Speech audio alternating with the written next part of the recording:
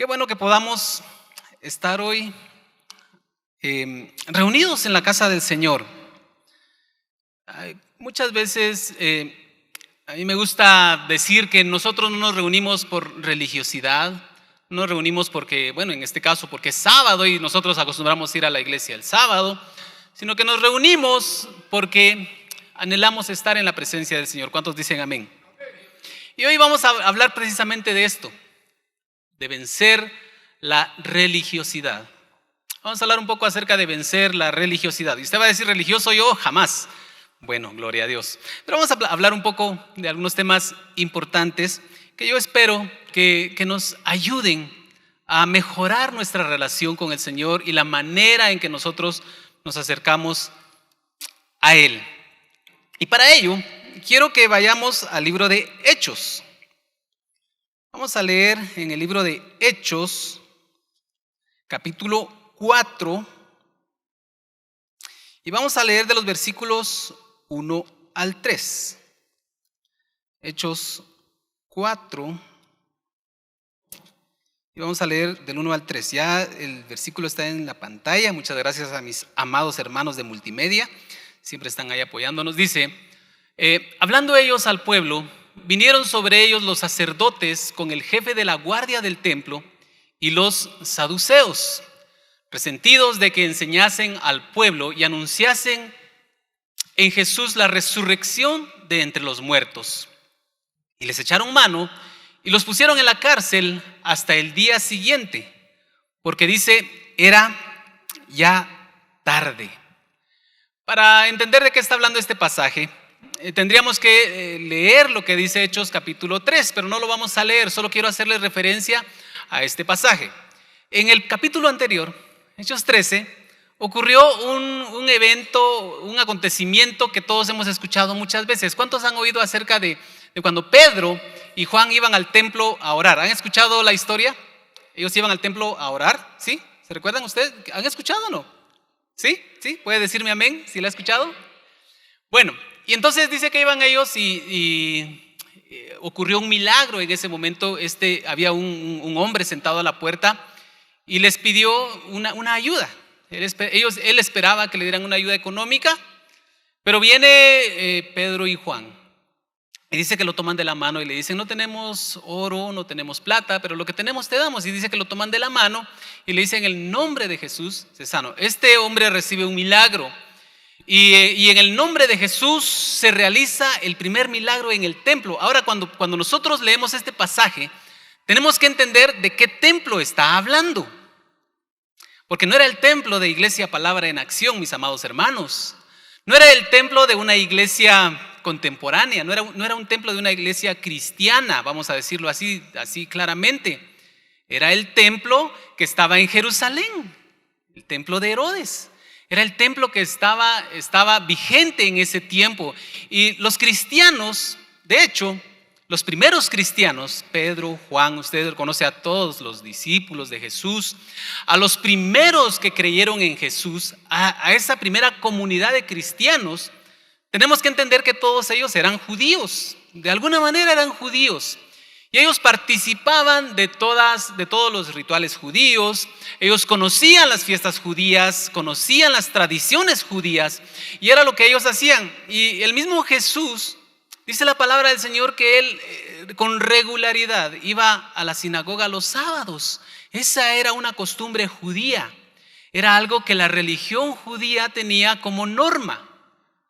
Y entonces, en medio de este contexto judío, religioso judío, ocurre algo, y estos discípulos de Jesús empiezan a hacer algo diferente y empiezan a utilizar el nombre de Jesús. Y al utilizar el nombre de Jesús empieza a ocurrir lo que Jesús había dicho que iba a ocurrir. Jesús les había dicho que iban a seguir señales a la palabra que ellos iban a predicar, y las señales empezaron a manifestarse, y esta es una de las primeras señales que se manifiestan. Yo más creo que las primeras señales fueron la conversión de los 3,000, la conversión de los 5,000. Son señales de que el Señor respaldaba su palabra.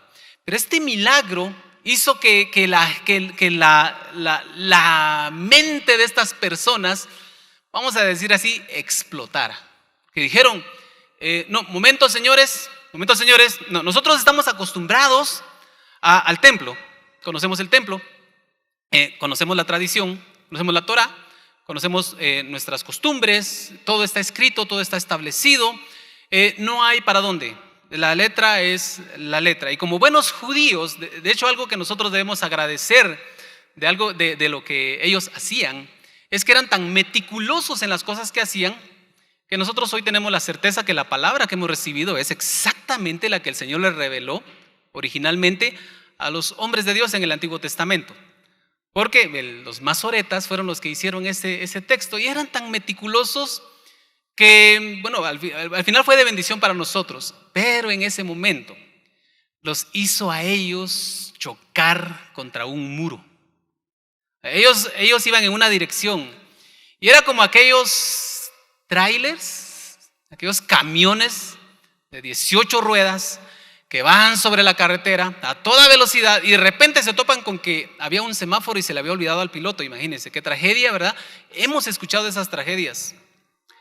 Pero ¿sabe que eso más o menos es lo que le pasó a estos líderes judíos?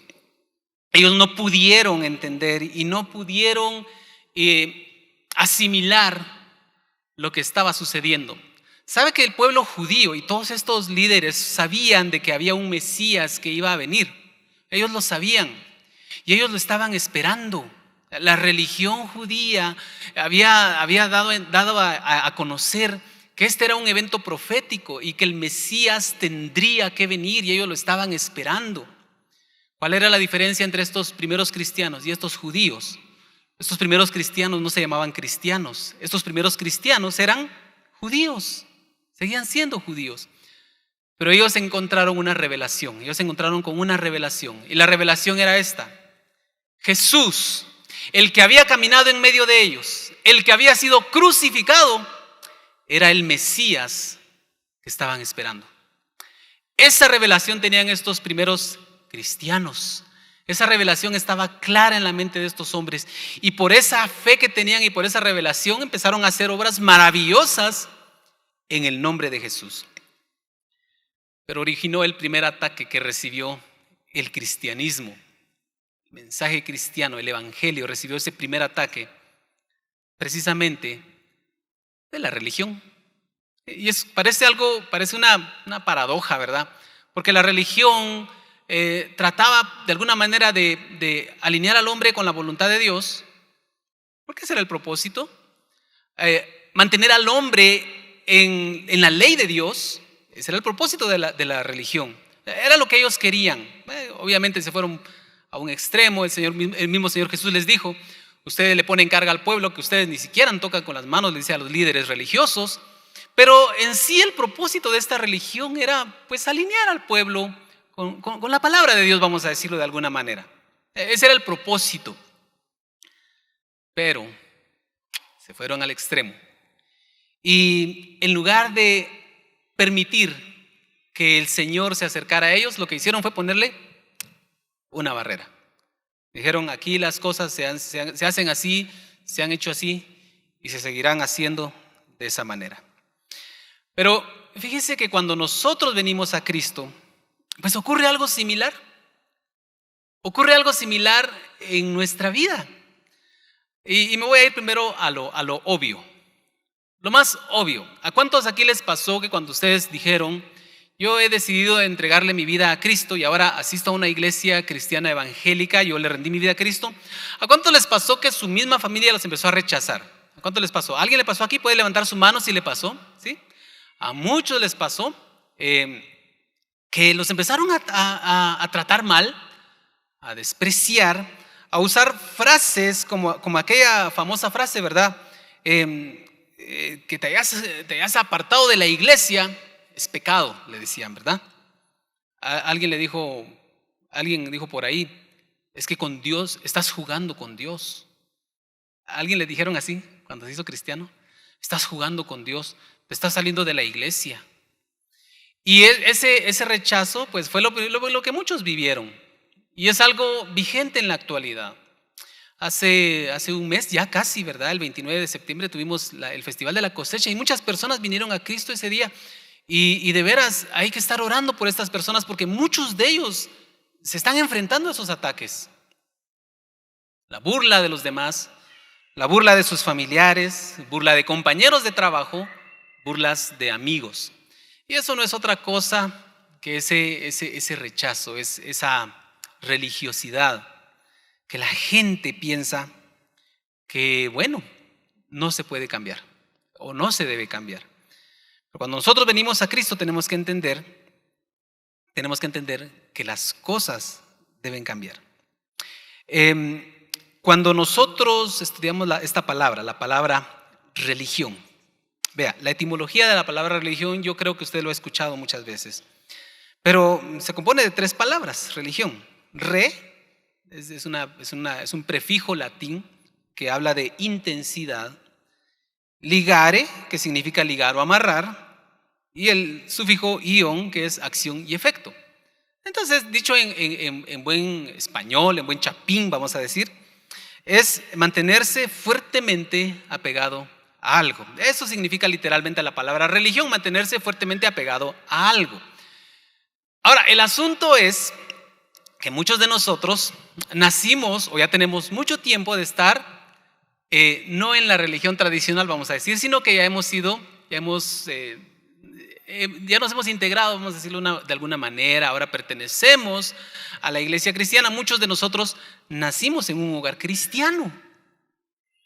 Y ahí está el problema.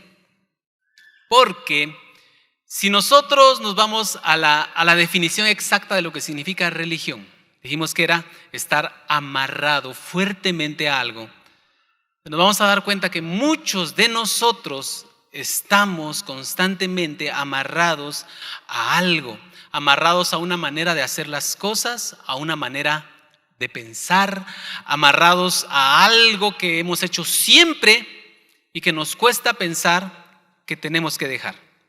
Sí, porque es fácil pensar que el que estaba en el mundo, el que no conocía a Cristo, pues ahora que está en Cristo tiene que dejar de pecar, y es cierto, o sea, obviamente tiene que ir apartándose de eso, tiene que mostrar arrepentimiento de sus obras malas, tiene que arrepentirse y tiene que ir dejando de hacer esas cosas, y eso es lógico, o sea, es algo que nosotros sabemos y entendemos. Ninguno de nosotros pone en tela de duda que el que viene a Cristo tiene que dejar la vida pasada, la tiene que dejar porque tuvo que manifestarse un cambio.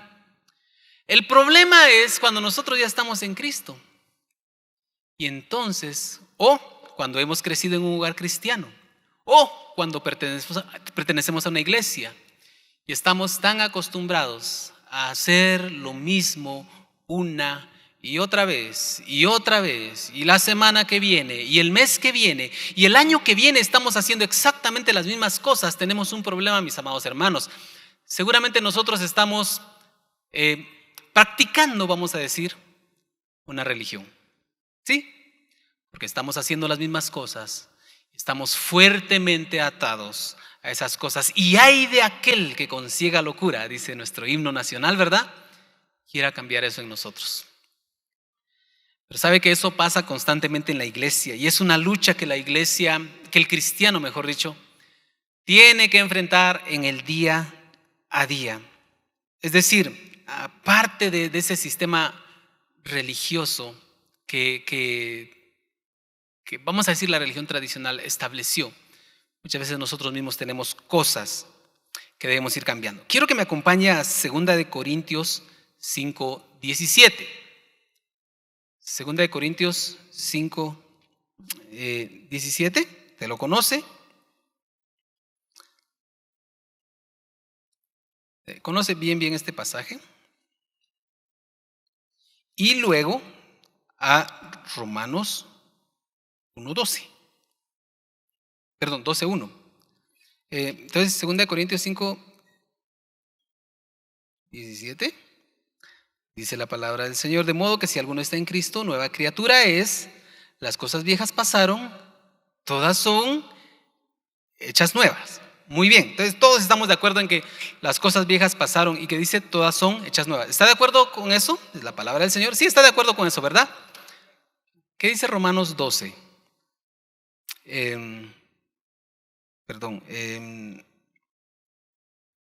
Romanos 12, capítulo 12, versículo 1 y 2. Dice, así que hermanos, os ruego por las misericordias de Dios que presentéis vuestros cuerpos en sacrificio vivo, santo, agradable a Dios, que es vuestro culto racional. Y el 2 dice, no os conforméis a este siglo, sino transformaos por medio de la renovación de vuestro entendimiento para que comprobéis cuál sea la buena voluntad de Dios, agradable y perfecta. Yo aquí tengo la traducción del lenguaje actual de Romanos 12, 12:2. Dice, y no vivan ya como vive todo el mundo. Y a mí me pareció muy interesante cómo lo establece esta versión. Dice, y no vivan ya como vive todo el mundo. ¿Qué está diciendo aquí el apóstol Pablo? Cuando dice no vivan ya, lo que está dando a entender es que hay cosas que nosotros tendríamos que haber dejado atrás y cambiar nosotros. Voy a ver si voy a tratar de explicarlo, cómo lo entiendo yo de alguna manera. Cuando leemos Romanos 12, 1 y 2, nosotros pensamos que el apóstol Pablo nos está diciendo, miren, ustedes no tienen que empezar a parecerse al mundo. Ustedes no tienen que tratar de hacer las cosas que hace el mundo. Pero en esta otra versión podemos entender otra manera de verlo. Pablo está diciendo, ustedes ya hacían las cosas del mundo. Lo que ustedes tienen que hacer ahora es ser transformados para dejar de hacer lo que hacían antes, que es diferente. Es decir, nosotros pensamos muchas veces que cuando ya llegamos a un punto y ya cambiamos algunas cosas en nuestra vida, lo único que tenemos que hacer ahí es no regresarnos para atrás. Es redundante esto, ¿verdad? No volvernos para atrás. Pero lo que nosotros tenemos que entender es que cada vez que nosotros nos acercamos al Señor, tenemos que ir un paso adelante buscando lo que Él tiene para nosotros y buscando conocerle más. No se trata solamente de no volver atrás, se trata de ir hacia Dios. Se trata de parecernos cada vez más a Dios. No se trata solamente de, es que antes yo hacía esto, ahora ya no lo hago. No, ahora lo que tengo que hacer es esto. Pero ya aprendí que tengo que hacer esto, ahora tengo que hacer esto otro. Y ahora tengo que crecer de esta manera. Y tengo que crecer más, y tengo que crecer más. Porque no se trata solamente de no volver, se trata de crecer. De eso se trata. Y ese crecimiento es algo que nosotros tenemos que buscar constantemente. No conformarnos a lo que quedó atrás. Yo voy a decir algo, tal vez, espero no ofender, pero no nos conformemos a lo que hacen nuestros hermanos, porque muchas veces nos rodeamos de personas religiosas. Perdonen, no mira al que tiene a la par, ¿verdad? Usted no está rodeado ahorita de religiosos, usted ahorita está solito delante del Señor, ¿verdad? Ahorita no está rodeado de religiosos, pero sabe que muchas veces nos rodeamos de religiosos y hacemos las mismas cosas que hacen ellos, y la palabra nos pide que nosotros no nos conformemos, sino que tenemos que ir creciendo, tenemos que ir avanzando. Tenemos que conocer de una mejor manera al Señor, dejar de hacer aquellas cosas que no necesariamente son pecaminosas, pero sencillamente no nos permiten crecer, no nos permiten conocer más al Señor, no nos permiten lograr el potencial de lo que Dios quiere para nosotros. ¿Sabe que cada uno de ustedes, cada uno de nosotros somos agentes de cambio en esta ciudad? ¿Sabe usted que así es? Nosotros fuimos puestos en esta tierra, dice la palabra, para ser sal y para ser luz, ¿sí o no? Es lo que dice la palabra. Para eso somos puestos en la tierra, para eso estamos en la tierra. Nosotros no estamos aquí solo para hacer culto, para cantar, para reunirnos los fines de semana. Estamos para hacer sal, para hacer luz en la tierra. Pero si nosotros nos conformamos a lo que está haciendo todo el mundo, a lo que hacen todo el cristiano promedio, si nos conformamos a esas cosas, sabe que no vamos a hacer sal y no vamos a hacer luz, porque tristemente tenemos que reconocer que el cristianismo en nuestro tiempo ha bajado mucho los estándares. Mucho cristiano sí se ha conformado al mundo, sí se ha vuelto atrás, sí ha adoptado costumbres del mundo. Mucho cristiano ha perdido la escala de valores que establece la palabra y ha empezado a tomar la escala de valores que establece el mundo. Porque ¿qué dice el mundo? No, que todo es relativo. Todo es relativo. Si para usted está bien, está bien. Pero ¿sabe que la palabra no habla de eso? La palabra nos manda a nosotros que nosotros tenemos que estar bien parados, firmes en lo que la palabra del Señor dice. El mundo dice, si usted se siente bien con eso, dele, hágalo, tranquilo, todo bien. ¿Sabe que la palabra del Señor nos manda a nosotros que lo primero que nosotros tenemos que hacer es tratar de agradar a Dios y no agradarnos a nosotros mismos? Es lo que dice la palabra del Señor y es lo que nosotros tenemos que hacer. Y si de verdad queremos ser cristianos que marquen la diferencia, si queremos ser cristianos que sean sal y luz, pues no podemos vivir como están viviendo muchos, voy a decirlo así, con todo respeto, cristianos religiosos. No podemos. Tenemos que vencer esa religiosidad que siempre se levanta. Es que sabe que, mi amado hermano, todo cambio, cada vez que usted quiere crecer, cada vez que usted quiere hacer algo diferente, va a haber resistencia. Va a haber resistencia. Ya hablamos un poco acerca de la resistencia que hay de lo que están alrededor. Pero sabe que también muchas veces hay resistencia en nuestro interior. Nuestra propia mente nos hace a nosotros pensar que no, así como estás tranquilo, estás bien, tranquilo, no te preocupes, así soy yo, puede decir usted, así me voy a morir, así me conocieron, y si me quieren, se aguantan, ¿verdad? Porque así soy yo. Pero ¿sabe que esa no es la mentalidad de Dios? La mentalidad del Señor es que dice: la senda del justo es como la luz de la aurora, que va en aumento. Nosotros tenemos que ir mejorando en muchas cosas, tenemos que ir creciendo, ir haciendo cosas diferentes. Y no tenemos que permitir que esos pensamientos detengan ese crecimiento. Hagamos una cosita, un pequeñito ejercicio aquí. Quiero pedirles que por favor todos se pongan de pie. Un momentito de pie. Un pequeñito ejercicio. No estoy terminando. Todavía no estoy terminando. Pequeñito ejercicio. Muy bien. Quiero pedirles que levanten una mano. Una mano. Todos levanten una mano. Levanten una mano. Muy bien. Ahora levanten la otra mano. Yo no puedo porque tengo el micrófono. Levanten las dos manos. Levanten las dos manos. Las dos manos así en alto. Muy bien. Qué hermoso se mira este cuadro. Ahora le pido que cierre sus ojos un momento. Pero no baje sus manos. Cierre sus ojos un momento. ¿Ya? Todos tienen los ojos cerrados.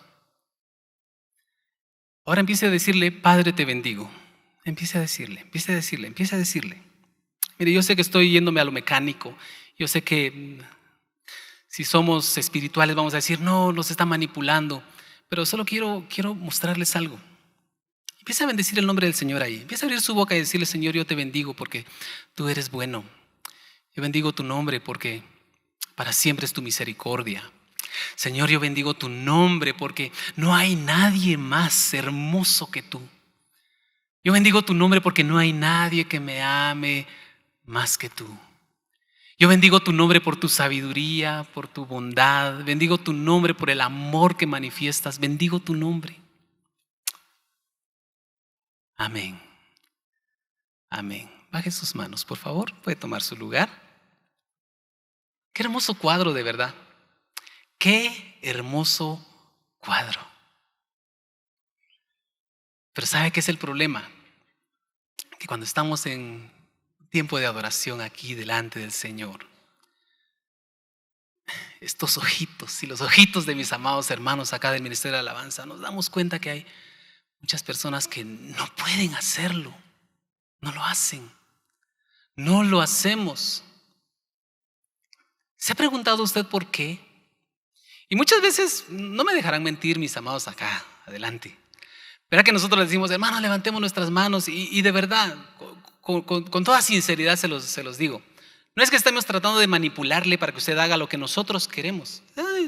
La palabra nos manda a levantar manos santas delante del Señor, a alzar nuestras manos para bendecirle. Nos manda la palabra y nosotros a veces los invitamos.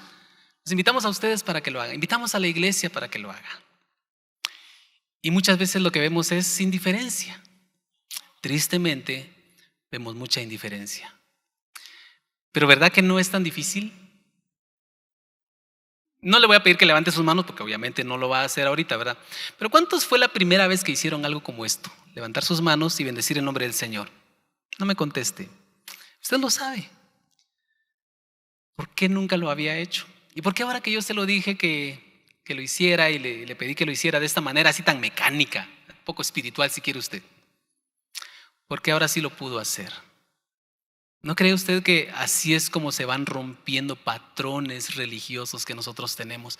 Es que sabe que le voy a dar un secreto acá. Para romper esos patrones religiosos, lo único que se necesita es la disposición para hacerlo. Decir, Señor, tu palabra lo dice, entonces yo lo voy a hacer. Pero es que nunca lo había hecho, es que me da vergüenza. ¿Cuántas veces hemos escuchado mensajes de aquellos que dicen que la primera vez que levantaron sus manos sintieron que todo el mundo se les quedó viendo? Pastor Arnoldo lo compartió el otro día, ¿verdad? Sentía que todo el mundo lo miraba. Yo les voy a abrir mi corazón. Yo creo que ya lo había dicho alguna vez, no sé si en este servicio, no sé si lo había dicho acá, no recuerdo. Pero yo crecí en una iglesia muy tradicionalista, en extremo, no había música, nada de música, mucho menos levantar las manos. Y Dios nos guarde danzar delante del Señor, ¿verdad? No había nada de eso, no había nada de eso. Recuerdo que cuando yo empecé a llegar a la iglesia, cuando todavía estábamos allá en la 23 Avenida, recuerdo que las primeras veces para mí era así como que algo que yo no conocía y me provocaba un conflicto dentro del corazón. Bueno, no, en el corazón no, en la mente era en la mente, porque sabe que en el fondo yo sentía que estaba como que en el lugar donde tenía que estar. O sea, yo sabía que había algo ahí diferente. Y después entendí que lo que había diferente ahí era la presencia de Dios. Era lo que había ahí, la presencia de Dios. Pero en mi mente religiosa, mente que estaba firmemente apegada a algo, fuertemente atada a algo. Entonces en mi mente, para mí era extraño ver a las personas. Y cuando las personas empezaban con un cántico nuevo, y santo Dios, yo decía, ¿cuándo se va a acabar este murmullo? Decía yo. Pero por otro lado me sentía como pez en el agua. O sea, me sentía bien ahí, decía esto, no. Y no recuerdo la primera vez que yo empecé también a levantar mi voz juntamente con la congregación. No recuerdo la verdad. Les mentiría si les dijera, fue así, fue un domingo que yo empecé. No recuerdo en realidad. Lo único que recuerdo es que llegó un momento donde yo empecé a dejar atrás eso. Empecé a decir, bueno, ahorita estamos levantando nuestra voz. ¿Y qué hacen estos hermanos, los que están a la par mía? ¿Qué es lo que están haciendo? Bueno, ellos están cantando. ¿Qué están cantando? Pues no sé, es un canto. Y escuchábamos enseñanzas acerca de lo que era el cántico nuevo, ¿verdad? Un cántico que nunca se había cantado, que nadie conocía y que nacía de un corazón agradecido. Entonces yo empezaba a decir, bueno, entonces, ¿qué? Entonces empezaba yo a abrir mi boca y a darle gracias a Dios y a bendecir el nombre del Señor. Y me empezaba a tratar de pegar un poco a la música, ¿verdad? Y así tratando de meterme, de repente empecé yo a entonar cánticos nuevos dentro de la congregación, cosa que nunca había hecho, cosa que a mí se me había enseñado que no se hacía, ¿verdad? Levantar mis manos, no recuerdo cuándo fue la primera vez que levanté mis manos, no recuerdo, pero ahora es tan natural para mí, es tan natural. No recuerdo la primera vez que me postré en el altar, no recuerdo cuándo fue. Pero poco a poco yo iba rompiendo esas cosas que me detenían, porque cada vez que yo hacía algo nuevo era un choque en mi mente. Y mi mente me decía, no, esto no lo has hecho, se te van a quedar viendo, te van a ver raro. Si te miran que estás llorando, van a pensar que sos un pecador y que te estás arrepintiendo aquí y que tu conciencia chuca. Y ya me ponía a pensar un montón de cosas. Poco a poco fui entendiendo que hay cosas que hay que ir rompiendo. Y si nosotros queremos tener una relación más cercana con el Señor, no vamos a poder hacerlo si seguimos pensando de manera religiosa. ¿Quiere usted una mejor relación con el Señor? ¿Cuántos aquí quieren una mejor relación con el Señor? No, levanten la mano de verdad los que quieren tener una mejor relación con el Señor. ¿Sabe qué? Le voy a decir algo. Voy a decir algo así de frente. Si usted sigue haciendo las mismas cosas que hace todos los días, cada vez que estamos en el servicio, si usted sigue haciendo las mismas cosas de manera religiosa, no va a poder tener una mejor relación con el Señor. Porque una mejor relación con el Señor requiere que nosotros demos pasos y que vayamos dejando atrás cosas que antes tal vez no hacíamos. Es que antes no me animaba a orar por los enfermos. Pedro y Juan tampoco se atrevían a hacerlo, pero cuando se atrevieron a hacerlo en el nombre de Jesús, vieron un milagro. Inmediatamente vino la resistencia, pero el milagro ya estaba hecho. Demasiado tarde para la resistencia. El milagro ya estaba hecho. Y si nosotros nos atrevemos a hacer cosas diferentes para el Señor, y si nos atrevemos a hacer algo que nunca habíamos hecho delante del Señor de manera espontánea y que de verdad de nuestro corazón nazcan estas cosas, estoy segurísimo de que nuestra relación con el Señor va a cambiar, va a mejorar. Y no estoy hablando necesariamente o solamente de dejar aquellas actitudes pecaminosas que muchas veces habíamos tenido. Es que es una batalla. Es una batalla. Es una batalla en la mente. Y podemos nosotros arremeter contra el diablo y decir que sí, que el diablo por aquí, el diablo por allá, pero tenemos que reconocer que muchas veces es nuestra mente religiosa la que nos impide hacer cosas por Dios y para Dios. Dios puede estar poniendo una palabra en su corazón y usted tal vez tiene el impulso de darla a la iglesia y decirle: el Señor te está diciendo esto, te está llamando a esto, pero su mente le dice: no, eso no es de Dios. Y se queda callado.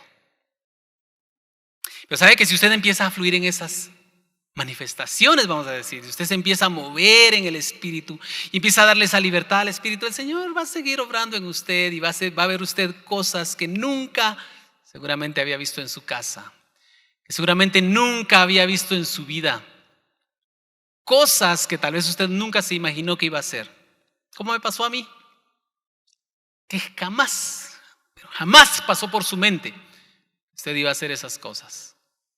Pero si empieza a dar pasos de fe y empieza a romper esa rutina, esa religiosidad, estoy seguro que Dios va a hacer algo maravilloso. Hemos estado orando por un avivamiento. Creemos que viene un avivamiento. Creemos que el Espíritu Santo quiere manifestarse en medio de nosotros. ¿Sabe que el Espíritu Santo es el mismo que se manifestó en Hechos 2? ¿Es el mismo Espíritu que habita en medio de nosotros? Sí, el mismo Espíritu que estaba con Pedro y Juan cuando levantaron a este cojo es el mismo Espíritu que está en nosotros. El mismo Espíritu que levantó a Jesucristo de los muertos, dice la palabra, es el que nos resucitará a nosotros. Él es el que está obrando. Es que nosotros tenemos que aprender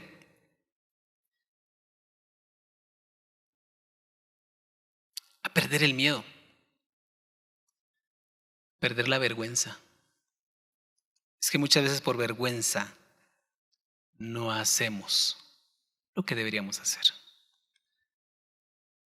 Tenemos que cambiar nosotros. Tenemos que dar pasos. Tenemos que hacerlo. Ahora, como que hubiera una contradicción en esto. Yo les digo, ustedes tienen que hacerlo. Y entonces viene alguien y decir: no, es que yo no voy a poder cambiar, es que yo soy muy introvertido, es que yo no me atrevo a hacer esas cosas, yo no me atrevo a levantar la voz.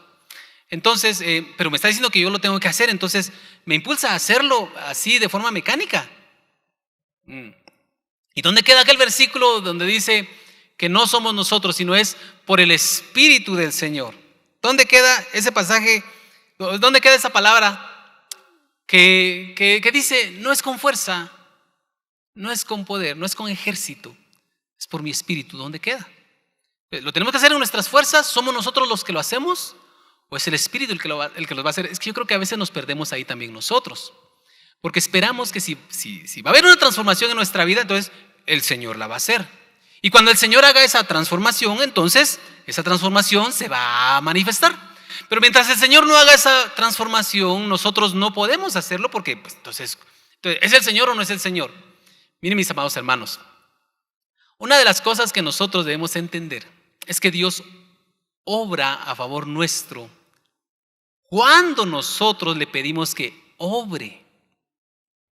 El apóstol Pablo dijo en una ocasión que el poder de Dios se perfecciona en nuestra debilidad. Entonces usted puede decir, no, pero es que yo no sé cómo cambiar, yo no sé cómo hacer, yo no sé qué cosas que tengo que hacer de manera diferente, yo no sé, no me atrevo, es que yo no soy así. Y sí, seguramente usted no es así. Usted tiene un temperamento, usted tiene una personalidad, tiene una formación, una cultura familiar, tiene algo y está en usted. Pues eso nadie lo puede negar. Yo tampoco pretendo que usted sea igual que yo, tampoco pretendo que usted sea igual que Pastor Arnoldo, ¿verdad? Pastor César. No, yo no le estoy diciendo que usted tiene que parecerse a todos. Cada quien tiene una personalidad, ha sido formado de una manera. Pero ¿y entonces de qué estamos hablando? Lo que estamos hablando es que cuando usted se da cuenta que hay cosas que tiene que hacer, venga usted delante del Señor y le diga, Señor, yo sé que tengo que cambiar esto. Tu palabra nos dice que tenemos que levantar nuestras manos, pero a mí me da vergüenza, a mí me da pena. No puedo hacer esas cosas. Señor, tu palabra dice que nos postremos delante de tu presencia. A mí me da vergüenza, Señor. ¿Qué van a pensar? ¿Qué van a decir de mí? Entonces es ahí donde nosotros podemos acercarnos delante del Señor y decirle, Señor, yo quiero agradarte. Yo quiero hacer lo que tú esperas que yo haga. Yo quiero agradarte a ti. Quiero hacer tu voluntad.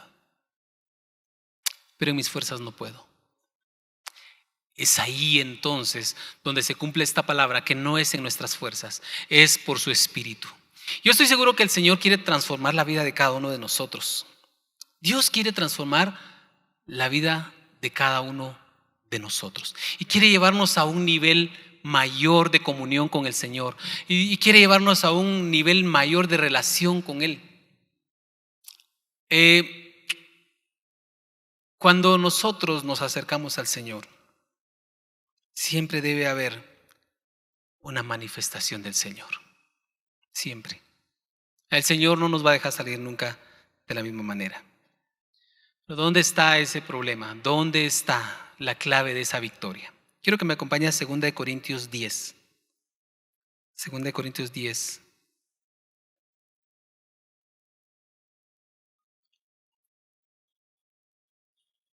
Versículos 4 y 5. 10, 4 y 5. Dice, porque las armas de nuestra milicia no son carnales, sino poderosas en Dios para la destrucción de fortalezas, derribando argumentos y toda altivez que se levanta contra el conocimiento de Dios, llevando cautivo todo pensamiento a la obediencia a Cristo. Aquí el apóstol Pablo menciona en primer lugar lo que se le llaman fortalezas. ¿Qué es una fortaleza? ¿Qué son esas fortalezas? Cuando pensamos en esta palabra fortaleza, no tenemos que asociarlo con fuerza, ¿verdad? La fortaleza que usted tiene en los brazos, no. Pensemos en un muro. Pensemos en aquellas ciudades de la antigüedad que estaban rodeados por un muro.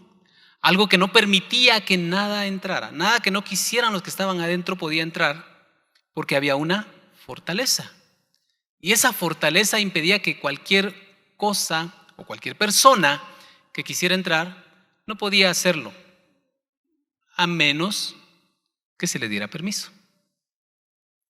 Si no se le daba permiso, no entraba. No, pero es que es muy importante lo que traigo. Sí, pero la fortaleza está cerrada. No va a entrar nada. Sí, pero es que esto que traigo es bueno. Es lo mejor. Sí, pero la fortaleza está cerrada. No puede entrar hasta que se le dé permiso. No puede entrar. Sí, pero es que es algo que le va a beneficiar. Lo siento, hay una fortaleza y no puede entrar. Y sabe que eso pasa muchas veces en nuestra mente. En nuestra mente muchas veces pensamos que todo lo que está adentro es lo que tiene que estar. Y no dejamos que venga algo nuevo, una nueva revelación. Algo que el Señor nos está invitando a hacer. Pensamos que como no está dentro de la fortaleza, no es parte de, y no lo queremos dejar entrar. Pero tenemos que aprender a romper esas cosas si queremos dejar de vivir una vida religiosa. Les menciona en primer lugar fortaleza. Luego dice, para la destrucción de fortalezas, derribando argumentos. Fortalezas, argumentos. Entonces pensemos en la fortaleza. La fortaleza está ahí alrededor, algo que impide que otras cosas entren. Pero luego dice argumentos. Cuando hablamos de argumentos, estamos hablando de aquellas cosas que le dan sentido a nuestra manera de pensar. Es decir, cuando hablamos de un argumento, estamos hablando de que usted le da un sentido lógico a su manera de actuar. Usted dice, esto es así por esto, y por esto, y por esto, y por esto. Tengo mis razones. Y cuando usted tiene sus razones, es muy difícil que alguien lo haga cambiar de opinión, es muy difícil. Porque usted tiene sus razones, o sea, sus razones son lo que mantiene unida su manera de pensar, sus razonamientos. Usted piensa que esto tiene que ser así porque incluso le puede buscar un texto bíblico y usted dice, no, que la Biblia dice que tal y tal cosa, ¿verdad? Sacando de contexto algún pasaje, y ese se puede convertir en un razonamiento. Y así que el diezmo era de la ley, ese es un razonamiento, es un argumento. Que sí, que no podemos levantar nuestras manos porque dice que tienen que ser manos santas, y entonces dice, santo no hay nadie, no hay justo ni a uno, nadie es santo, todos fallamos. Entonces ese puede ser un argumento para usted. Y si usted mantiene esos argumentos, los argumentos no le van a permitir cambiar. ¿Sabe que la religión se sostiene por esos argumentos precisamente? Las religiones se sostienen por puros argumentos.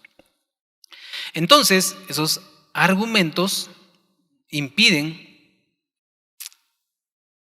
que haya un cambio en nuestra vida.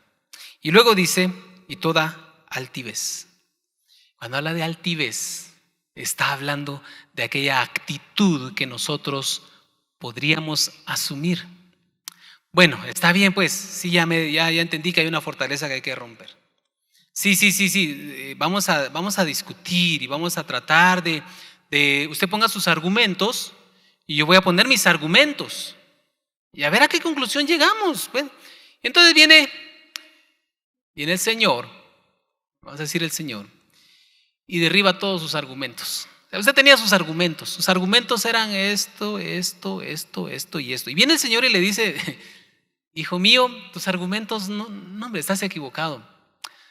No, tus argumentos no están bien. Fuiste mal instruido. Te engañaron. Fuiste engañado, vilmente engañado. Y esos tus argumentos no están bien.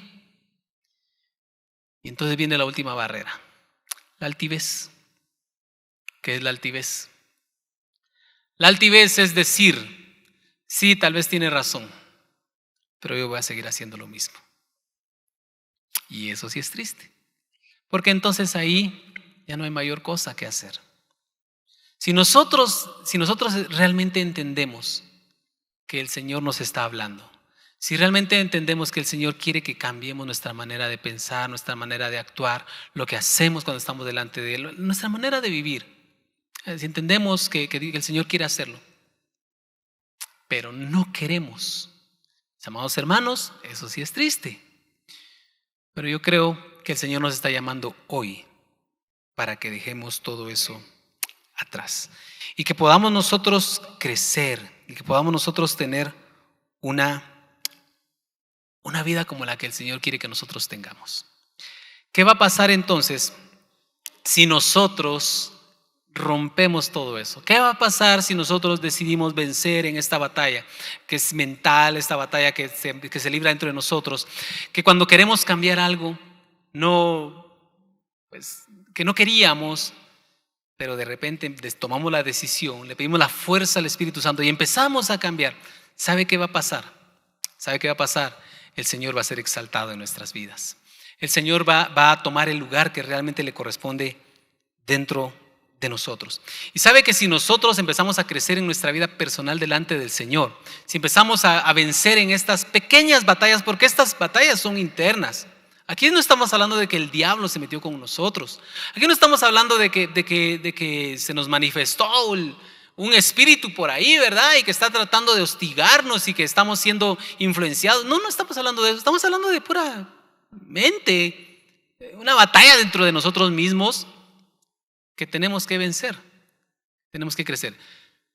Pero si nosotros crecemos en esto, si nosotros vencemos en esto, entonces vamos a poder vencer en otras batallas.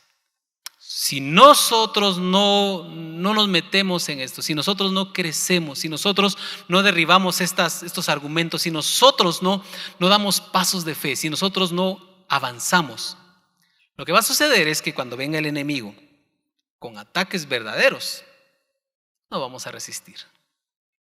La religión o la religiosidad nunca ha sostenido a nadie. No sostiene a las personas. No la sostiene. Lo que sostiene a una persona es una relación fresca con el Señor. Lo que sostiene a un cristiano no es asistir al culto todos los sábados o todos los domingos. Lo que sostiene a un cristiano no es escuchar una prédica todos los días a la 1 de la tarde. Eso no sostiene al cristiano. O sea, sí lo alimenta y sí es necesario. No me vaya mal a entender. Es necesario.